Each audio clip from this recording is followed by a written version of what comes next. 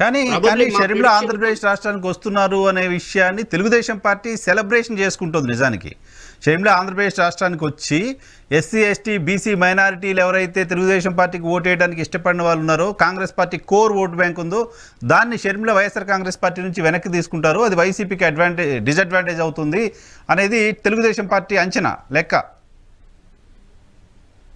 నరసింహరావు గారు, ఇప్పుడు ఒక వ్యక్తి యొక్క ఆగమనాన్ని ఇంకొక పార్టీ రకరకాలుగా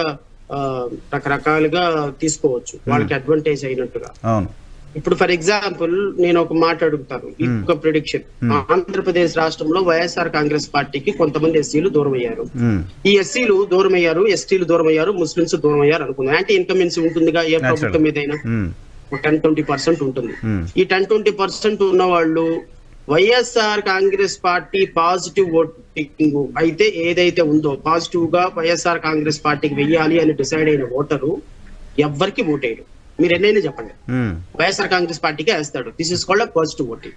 ఇప్పుడు నెగిటివ్ ఓటింగ్ వైఎస్ఆర్ కాంగ్రెస్ పార్టీకి ఓటేయకూడదు అనుకుంటే ఎవరికి ఓటేయాలి అనేది ఒక నెగిటివ్ ఓటింగ్, యాంటీ ఇన్కమెన్సీ. ఈ యాంటీ ఇన్కమెన్సీ ఓటింగ్ ఒకవేళ జై భీమరావు భారత్ పార్టీ లేకపోయినా, షర్మిల లేకపోయినా, ఇంకొకరు లేకపోయినా ఫ్లో అయ్యేది ఎవరికి? తెలుగుదేశం పార్టీ, టీడీపీకి. సో ఇప్పుడు ఈ టీడీపీ యాంటీ ఇన్కమెన్సీ ఓటింగ్ ని టీడీపీకి ఫ్లోట్ అవ్వకుండా మేము మా పార్టీలు ఆపుతున్నాయి. ఇక్కడ మా పార్టీల యొక్క రేపొద్దున మేము ఆపగలం. ఫర్ ఎగ్జాంపుల్ నాకు ఒక 10,000 ఓటింగ్ వచ్చింది అనుకోండి, ఆ 10,000 voting YSRCP negative voting, positive voting కాదు. పాజిటివ్ ఓటింగ్ ఎవరికి చెప్పినా ఎవరికి పడదు. సో నెగిటివ్ ఓటింగ్ ని మా లాంటి పార్టీలు, షర్మిల లాంటి పార్టీలు ఆపగలిగినప్పుడు దాన్ని తెచ్చుకోవడంలో తెలుగుదేశం పార్టీ విఫలం చెందితే అది తెలుగుదేశం కూటమికి నష్టం తప్ప వైఎస్ఆర్ కాంగ్రెస్ పార్టీకి నష్టం కాదు. ఇది ఎందుకు తీసుకోలేకపోతుంది టీడీపీ? చాలా మంది, నాకు కూడా అదే అభిప్రాయం, మీకు ఏ అభిప్రాయం ఉందో నాకు అదే అభిప్రాయం. యాంటీ ఓటింగ్ స్ప్లిట్ అవుతుంది, వాళ్ళ ఒరిజినల్ ఓటింగ్ ఎందుకు బయటకు వస్తుంది? ఈ టైంలో షర్మిల గారు వచ్చారు కాబట్టి ఆమె గెలిచే పరిస్థితి ఉందా లేదని చూసుకుని రారు కదా. నరసింహరావు గారు, ఎవరికైనా ఈవెన్ తెలుగుదేశం పాజిటివ్ ఓటింగ్ కూడా నేను తీసుకురాలేను. తెలుగుదేశం కానీ వైఎస్ఆర్ కాంగ్రెస్ పార్టీ కానీ పాజిటివ్ ఓటింగ్ ని బయటకు తీసుకురావాలి అంటే అద్భుతాలు జరగాలి. ఆ అద్భుతం ఆంధ్రప్రదేశ్ రాష్ట్రంలో జరిగే అవకాశం లేదు. సో వైఎస్ఆర్ కాంగ్రెస్ పార్టీకి ఉన్నటువంటి నెగటివ్ ఓటింగ్ ని షర్మిల గారో, లేకపోతే నాలాంటి వాళ్ళు, లేకపోతే జేడీ లక్ష్మీనారాయణ లాంటి వాళ్ళు, ఇలాంటి వాళ్ళు తీసుకున్నప్పుడు నష్టపోయేది తెలుగుదేశం పార్టీ, జనసేన కూటమి. రేపొద్దున ఈ విషయాలు వాళ్ళకి అర్థమయ్యేటప్పటికి, వెనక్కి తిరిగి చూసేటప్పటికి చేతులు కాలిపోతాయి. అప్పుడు ఆకులు పట్టుకున్న ప్రయోజనం లేదు. కానీ చాలా పెద్ద హైప్ ఇచ్చేస్తున్నారు కదా షర్మిల గారికి. షర్మిల అంతకుముందు ఎలక్షన్ లో రావాలి జగన్, కావాలి జగన్ ఎంత పెద్ద స్లోగన్ అయిందో, ఇప్పుడు రావాలి షర్మిల, కావాలి షర్మిల అని తెలుగుదేశం పార్టీ విష్ చేస్తోంది. ఇవ్వని సార్, మంచిదే కదా. ఇప్పుడు భస్మాసురుడు నష్టం నేను నెత్తి మీద పెట్టుకుంటానంటే ఎవరు అంటారు?